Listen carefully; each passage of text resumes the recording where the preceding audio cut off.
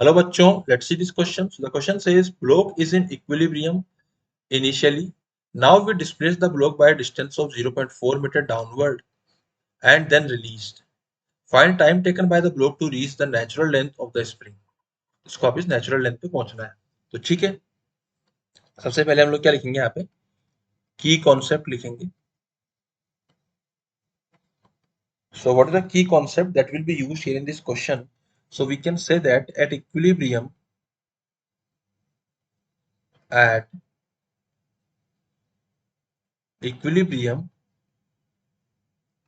के X naught will be equal to M G. मतलब equilibrium पे हमारा जो भी एक्सटेंशन आएगा वो एम जी के इक्वल आएगा. मतलब इक्विलिब्रियम पे मेरा एफ नॉट की जो वैल्यू है वो एम जी के सॉरी एफ नेट की जो वैल्यू जीरो के बराबर आती है. ठीक है, अगर हम बात करें यहाँ पे, सो बेसिकली यहाँ पे टाइम पीरियड क्या होता है, तो हम लोग लिख सकते हैं कि जो ओमेगा इंटू टी होता है ना, वो थीटा कवर्ड होता है. एंड ओमेगा को मैं क्या लिख सकता हूँ, ओमेगा को मैं लिख सकता हूँ omega is equal to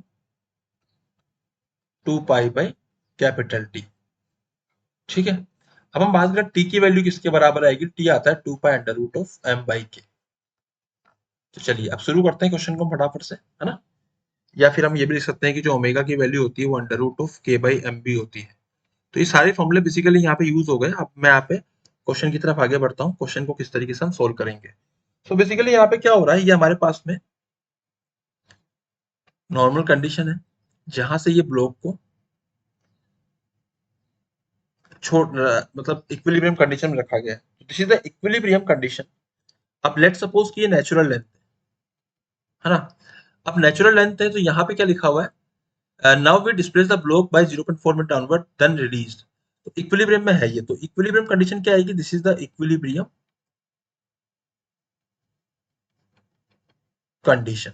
equilibrium condition में क्या आएगा, ये मेरे पास ब्लॉक है और इसका 2 kg मास है, तो नीचे क्या लगेगा इस पे 20 न्यूटन और ऊपर क्या लगेगा, लेट सपोज कि ये मेरे पास में एक्स नोट था, ऊपर लगा फोर्स के एक्स नोट. तो I can write that K X naught this will be equal to 20 and K की वैल्यू किसके बराबर आएगी 100 into x naught will be equals to 20. 0 से 0 कैंसिल आउट हो जाएगा. x naught will be equals to 0 2 by 10 is 0.2. तो ये मेरे पास में x naught की वैल्यू आ जाएगी. Getting my point, this is the x naught. So x naught will be equals to 0.2.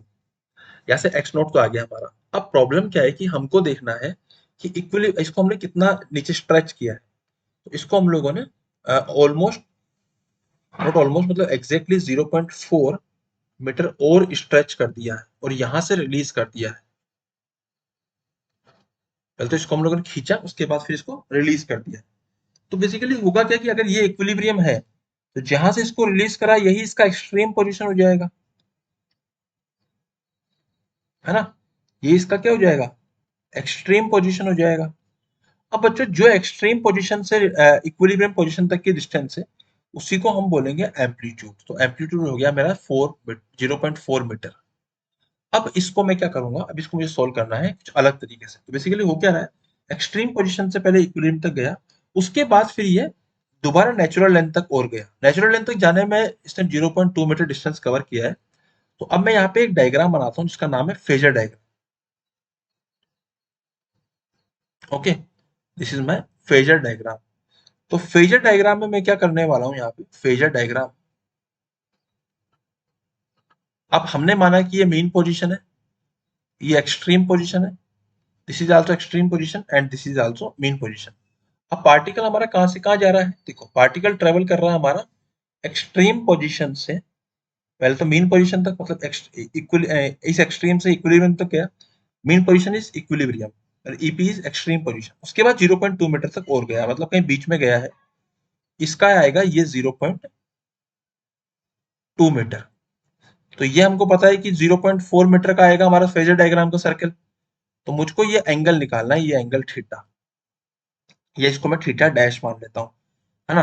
तो थीटा डैश की वैल्यू किसके बराबर आएगी, अगर मैं लिखूं यहाँ पे sine theta dash this is equal to perpendicular by hypotenuse. Perpendicular is 0.2, hypotenuse 0.4, it is half. So we can write that theta dash is equals to what, 30 degree. Similarly ये एंगल कितना हो गया, ये हो गया हमारा 90 डिग्री. तो total angle इसने कवर किया है, this is theta, and this theta will be equals to 90 plus theta dash.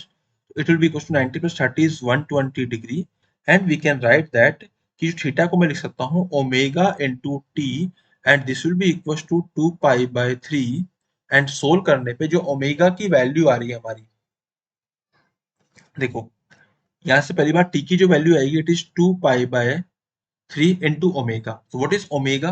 Omega is under root k by m. So I can write it m by k.